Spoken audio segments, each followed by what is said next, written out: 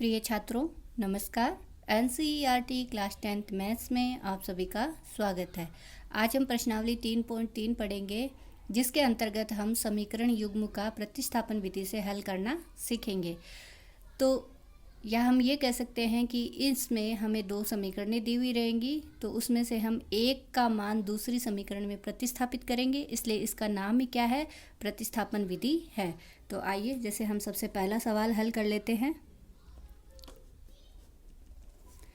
तो समीकरण पहली अपने पास दे रखा है x प्लस वाई बराबर है 14 और x माइनस वाई बराबर है 4। इसको मैंने समीकरण नंबर 1 नाम दे दिया, इसे मैंने समीकरण नंबर 2 नाम दे दिया। प्रतिस्थापन विधि का मीनिंग यही है कि हम क्या करते हैं, समीकरण 1 से या तो x या y का मान समीकरण 2 में रखते हैं और समीकरण 2 में रखने के बाद में अपने पास उसके अपोजिट चर का मान आ जाएगा, वो हम वापस समीकरण 1 में रख के उससे पहले वाले चर का मान ज्ञात कर लेते हैं। तो देखिए कैसे कि सबसे पहले समीकरण 1 से समीकरण 1 है अपने पास x प्लस वाई बराबर 14। x का मान मैंने यहीं रखा और y का मान मैं उधर पक्षांतरण कर देती हूँ, तो 14 माइनस वाई, यानी समीकरण 1 से x बराबर 14 माइनस वाई आया। इसको मैंने एक समीकरण और नाम दे दिया, समीकरण नंबर 3, यानी कि समीकरण 3 से x बराबर 14 माइनस वाई, यानी x का मान समीकरण 3 से x का मान समीकरण 2 में रखने पर हमने क्या किया, यहाँ पर समीकरण 1 से x बराबर 14 माइनस वाई ज्ञात किया और उसको समीकरण 3 नाम दे दिया। और समीकरण 3 यानी कि x बराबर 14 माइनस वाई समीकरण 1 में रखेंगे, 2 में रखेंगे। तो समीकरण 2 है अपने पास x माइनस वाई बराबर 4, ये समीकरण 2 है। यहाँ x की जगह क्या रखेंगे हम, ये 14 माइनस वाई रखेंगे। तो x की जगह हम रखेंगे 14 माइनस वाई, और पहले से ही y चल ही रहा है तो माइनस वाई ये पहले वाला मान है, बराबर में 4। इसे थोड़ा हल कर लेते हैं। 14 है वो बराबर के इधर जाएगा, और यहाँ भी y है वो माइनस का है, दूसरा y भी माइनस का है। माइनस और माइनस जुड़ के क्या हो जाते हैं, जुड़ते हैं तब माइनस का 2 हो जाएगा ना। यहाँ -1 है, यहाँ -1 है, तो जुड़ के क्या हो जाएगा, ये माइनस का 2y बराबर 4, और 14 बराबर के उधर जाएगा तो क्या आ जाएगा, माइनस का 14। तो यहाँ मान बचा -2y। 14 बड़ा है, माइनस का है, और 4 छोटा है और प्लस का है, तो 14 में से 4 घटाएंगे तो अपने पास कितना आया, माइनस का 10। तो y बराबर अपने पास मान आ गया माइनस का 10 बटा -2, माइनस से माइनस कट गया और 2 पंजे 10, तो y का मान कितना आ गया अपने पास में, 5। तो इस प्रकार से y बराबर अपने पास आ गया 5, और y बराबर 5 अब हम समीकरण नंबर 3 में रख देंगे, जिससे अपने पास डायरेक्ट ही x का मान आ जाएगा। तो y बराबर 5 समीकरण 3 में रखने पर, और समीकरण 3 अपने पास में है x बराबर 14 माइनस वाई, तो x बराबर 14 माइनस, और y की जगह हमने क्या रखा, 5 रखा, अतः x बराबर कितना आ गया, 9। तो इस प्रकार से अपने पास में y बराबर 5 और x बराबर 9 आया। अतः हम लास्ट में ये लाइन लिखेंगे, अतः x बराबर 9 और y बराबर 5 समीकरण निकायों के हल हैं।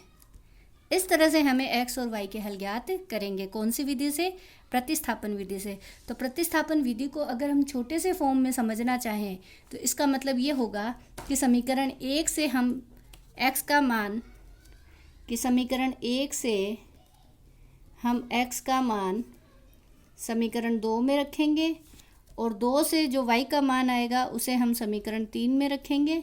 तो हमें वापस समीकरण x का मान मिल जाएगा। ये विधि कौन सी विधि कहलाएगी? अपनी प्रतिस्थापन विधि कहलाएगी।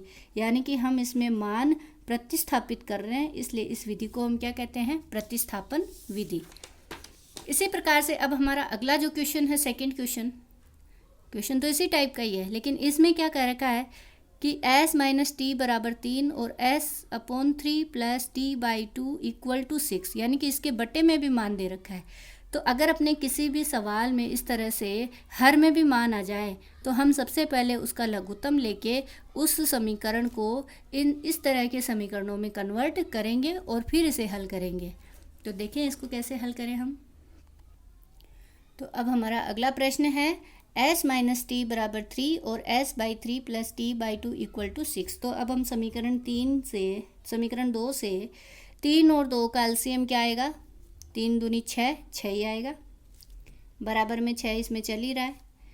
3 का भाग 6 में लगाया 2 बार, 2 को s से गुणा किया, यहाँ पे आ गया 2s, प्लस 2 का भाग 6 में लगाया 3 बार, 3 को t से गुणा किया 3t।